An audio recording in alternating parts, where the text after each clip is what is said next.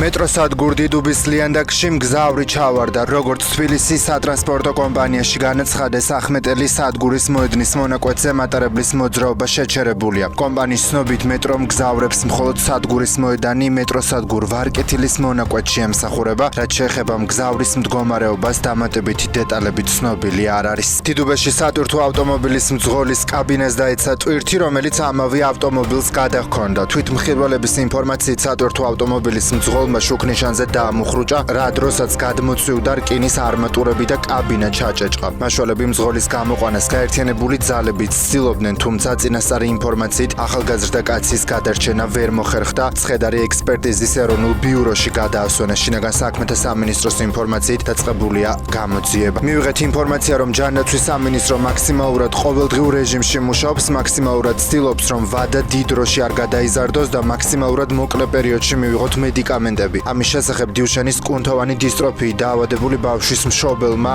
შეხვედრის შემდეგ განაცხადა. როგორც მან აღნიშნა, სახელმწიფოს იმ გადაწყვეტილების შემდეგ, რომელიც მათ ორ მედიკამენტთან მიმართებით მიიღეს, მშობლებს ჯანდაცვის მინისტრთან და მის გუნდთან შეხვედრა ორჯერ ჰქონდათ. მისივე თქმით, ჯანდაცვის სამინისტრო ახლა მოლაპარაკებებს აწარმოებს ფარმაცევტულ კომპანიებთან და საბოლოო გადაწყვეტილება უახლოეს პერიოდში იქნება მიღებული. მთლიანად ცენტრალურ აზიის ქვეყნებთან ჩვენი თანამშრომლობის გაღრმავებას აქვს განსაკუთრებული მნიშვნელობა. ამის შესახებ საქართველოს პრემიერ-მინისტრმა ტაჯიკეთში ვიზიტის დროს განაცხადა. ამ პროცესების საფუძველზე საქართველო ბევრად უფრო წინ წავა საკუთარი ეკონომიკური პოტენციალის ათვისების თვალსაზრისით, აცხადებს ირაკლი კობახიძე. როგორც მან განაცხადა, საქართველოს შავ ზღვასთან 7 ქვეყანას აკავშირებს და შესაბამისად დასავლეთის სივრცესთან სავაჭრო ეკონომიკური თვალსაზრისით ამ პოტენციალის მაქსიმალურად გამოყენება მნიშვნელოვანია. მისივე თქმით, ტაჯიკეთში 11 სხვადასხვა შეთანხმებას მოეწერა ხელი, რომელიც სხვადასხვა მიმართულებით თანამშრომლობის გაღრმავებას ითვალისწინებს. კობახიძის განცხადებით მნიშვნელოვანია, რომ ტაჯიკეთის რესპუბლიკასთან პოლიტიკური თანამშრომლობის შენარჩუნება მოხდეს, ასევე არსებობს პერსპექტივა, რომ ეკონომიკური სავაჭრო თანამშრომლობა განვითარდეს. გვქონდა ვიზიტი ყირგიზეთში, მალე გვექნება ყაზახეთში, ივლისში თბილისში ჩამოდიან უზბეკეთისა და თურქმენეთის პრეზიდენტები. ძალიან კარგი დინამიკა გვაქვს ურთიერთობებში და ეს ხელს შეუწყობს ჩვენი სატრანზიტო ფუნქციის განვითარებას, აცხადებს საქართველოს პრემიერ-მინისტრი. საქართველოს პრემიერ-მინისტრის განცხადებით, ევროპარლამენტის რეზოლუციებს ფასი აქვს დაკარგული. როგორც კობახიძემ ჟურნალისტებს ტაჯიკეთში განუცხადა, ევროპარლამენტის ბოლო რეზოლუციაში დისკრიმინაციული მოთხოვნაა, რომ მხოლოდ აგენტურას უნდა შეუნარჩუნდეს უვიზო რეჟიმი. ქართულ ხალხს საერთოდ არ აინტერესებს ეს რეზოლუციები, უკვე აღარ მახსოვს მე რამდენი რეზოლუცია დამტკიცდა, ამბობს პრემიერ-მინისტრი.